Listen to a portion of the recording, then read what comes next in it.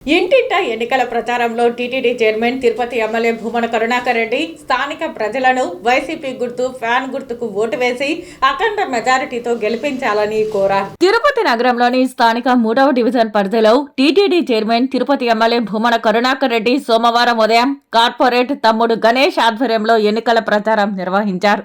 ఇంటింటికి వెళ్లి కరపత్రాలు అందజేస్తూ ఫ్యాన్ గుర్తుకే ఓట్లు వేయాలని అభ్యర్థించారు. ఈ సందర్భంగా భూమన కరుణాకర్ రెడ్డికి ప్రజలు నీరాజనాలు పలికారు.